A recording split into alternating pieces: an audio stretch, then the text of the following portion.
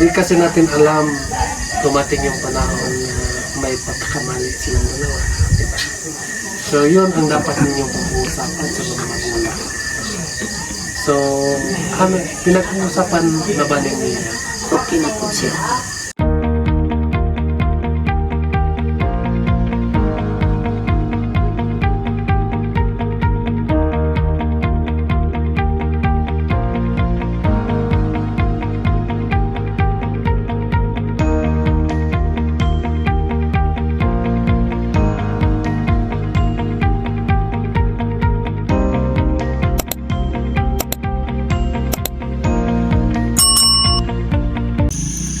So ayun, magandang hapon po sa inyong lahat ulit mga kababayan, no? So yun, i-update ko lang po kayo ngayon mga kababayan kung nandun na ba yung magulang ng lalaki doon sa baba, doon sa bahay ni nanay.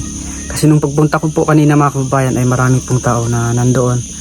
So hindi pa ako sure mga kababayan, no, kung sila ba talaga o magulang ba talaga ng lalaki, no? So puntahan na lang natin ngayon at para ma-sure natin po mga kababayan, no? So doon po kami galing kanina kina PB Team Peter Paul. Yan. So tara po mga kababayan, samahan niyo po ako ngayon sa video na ito. So tara po, let's go. So yan po mga kababayan, nandito na po kami bahay ni Nanay Lorna. So marami na pong tao dito.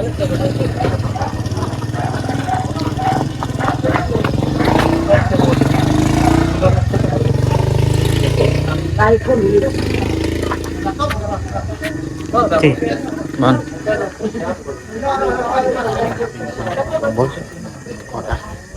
Pera sih. Nak dua masakit yung asawa rin, sir. Bakit dirapit din mo sa lahi ka din sa. Kahit ka din. Masakit tayo. Lumagan ng ating tanim. Kapag ito ako pa. Boss, mana? Kan mau plasteran dito speaker sa ito bang sana. Oh. Kahit ka na. Nay, ninits. Diyan kan. Nay, dito ka nay.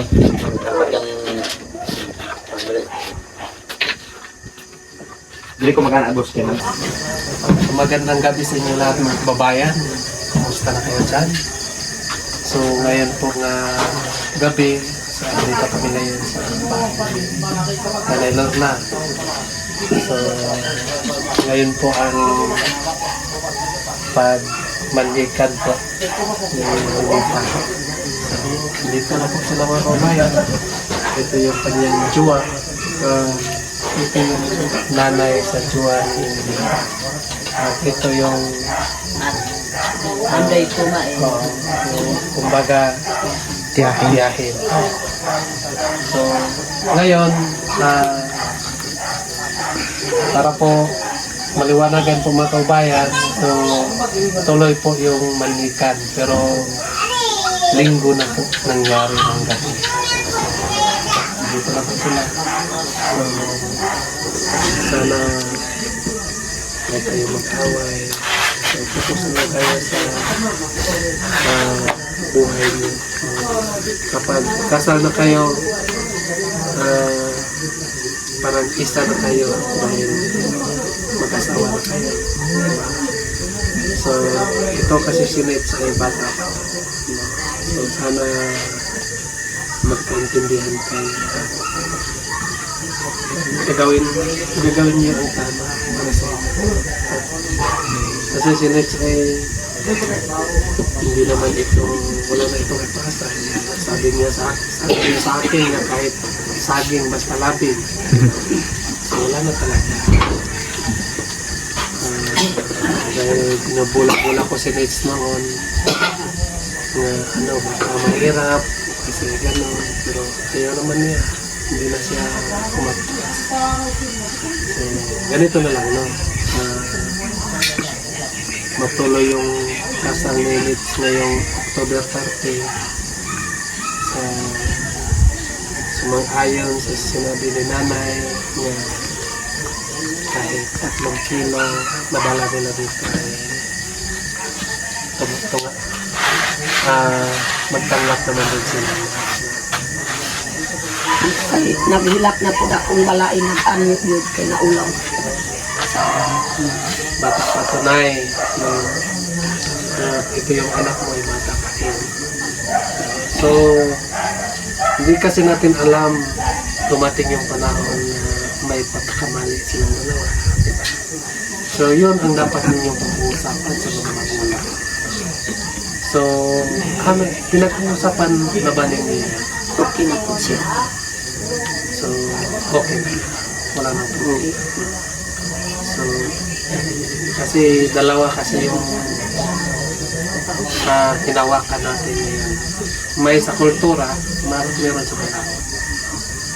So, kung ano tayo nga kapag mag-away sila, kasi iba kasi yung kultura.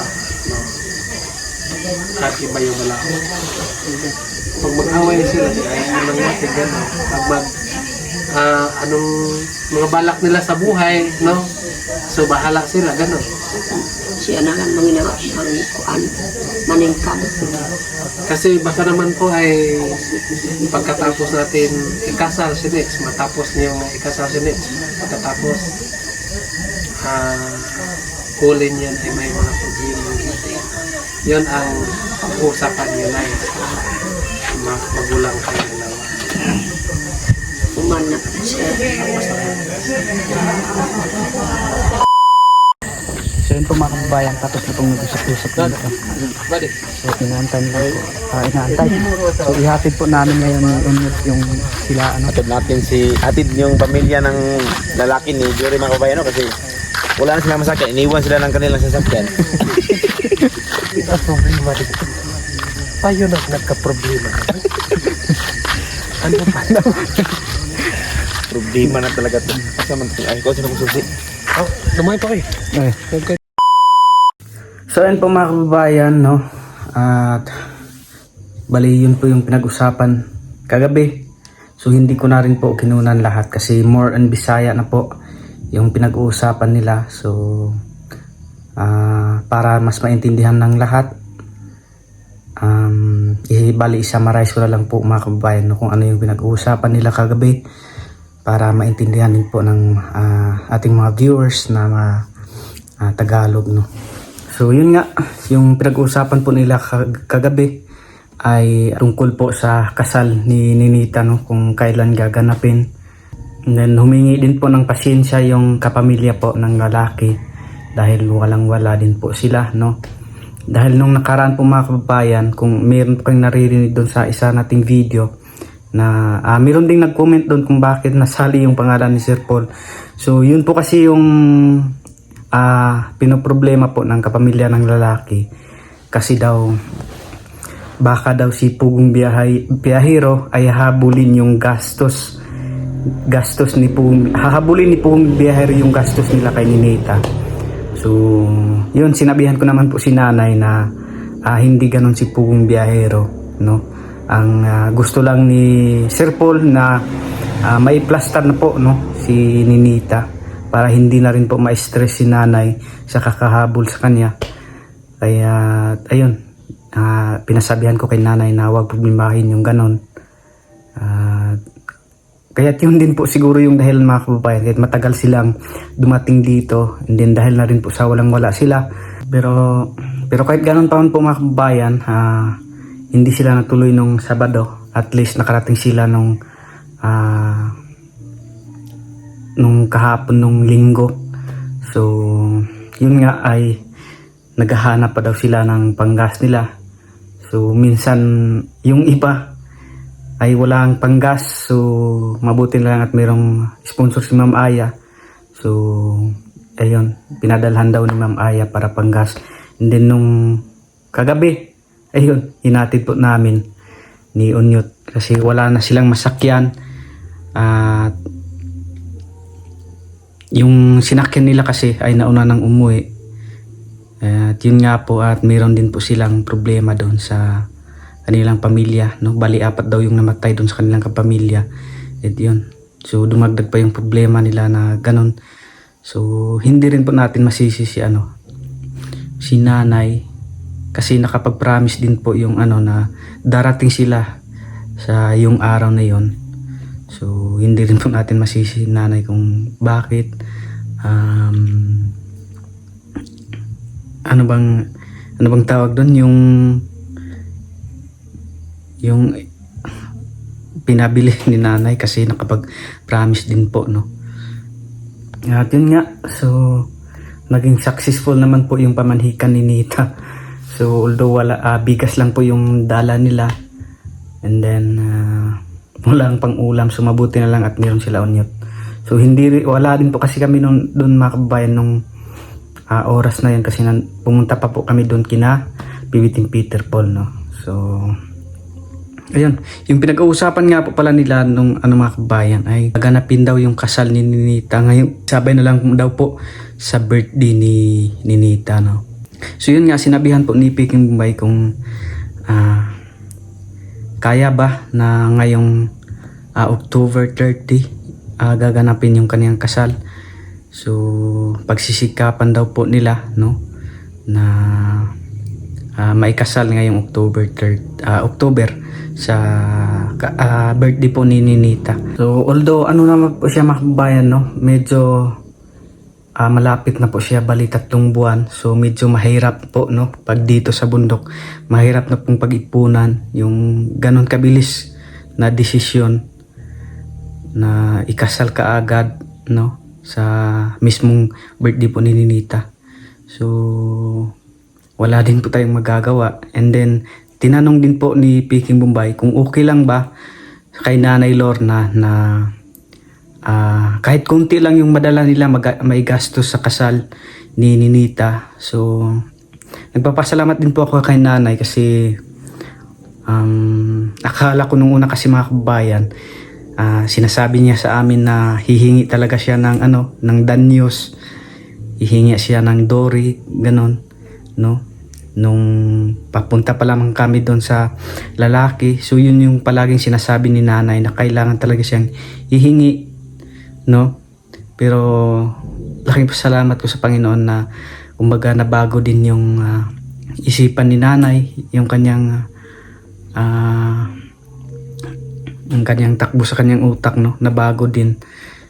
So ang sabi na lang po ni Nanay na kailangan na lang daw na i-plaster yung kanilang pag-aasawa, and then yung hinihingi lang ni Nanay yung ugali ng lalaki, no. So yun na lang ang kanyang hiling, no. Hindi na siya humingi ng iba pa.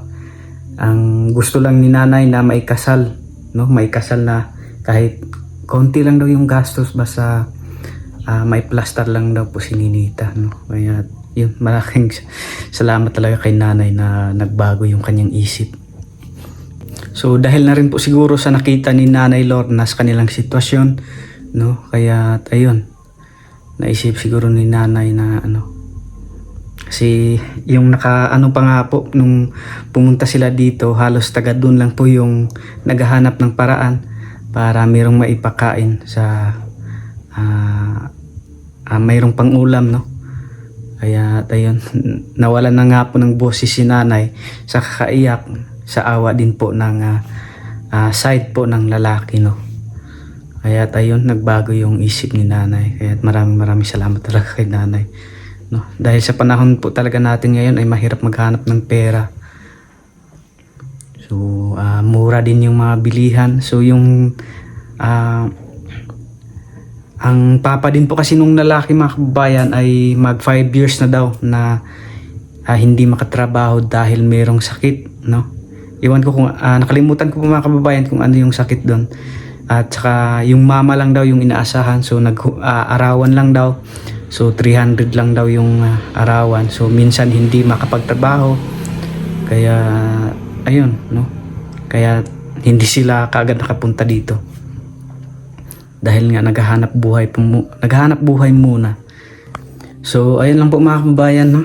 At pagpasensyahan niyo na po kung meron mang kulang para sa aking paliwanag, no. Pagpasensyahan niyo na po kung meron mang So pagpasensyahan niyo na rin po sila Nanay, si Nita, no. Pagpasensyahan niyo na po. Hindi rin po natin sila masisisi kasi ganun talaga ang buhay, no. Hindi talaga natin maiwasan yung mga ganung pangyayari na urada, ano bang tawag yung ura-urada, yung pagka sa pamanhikan ni Nita, no? Kaya wala na rin po kasing magawa yung lalaki, no? Kasi na-timingan siya na siya yung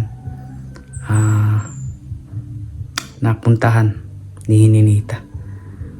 So, yun, dito ko lang po tatapusin ang video na ito mga kababayan, no? Maraming salamat po ulit sa inyong lahat. So, syempre unang-una kay God, no? Maraming salamat sa ating Panginoon. Maraming salamat talaga sa ating Panginoon. And then, pangalawa kay Sir Paul Pugong Biyahero na napadpad dito sa Davao, no? And then kay Peking Bombay, maraming salamat sa lahat ng PB team. Maraming salamat po. At sa inyo po mga kababayan, no, sa walang sawang suporta at panunood sa aming mga video, at lalong na po, no, sa inyong hindi pag-i-skip ng ads, maraming salamat po sa inyo. Sa ating mga OFW, no, na palaging nakaantabay, nanonood sa ating mga video, lalong na po sa inyong pagsuporta kay Pugong Biyahero, maraming salamat po sa lahat ng PB team. Thank you. Yan. So, yan lang po. Hanggang sa muli. God bless us all. Bye-bye.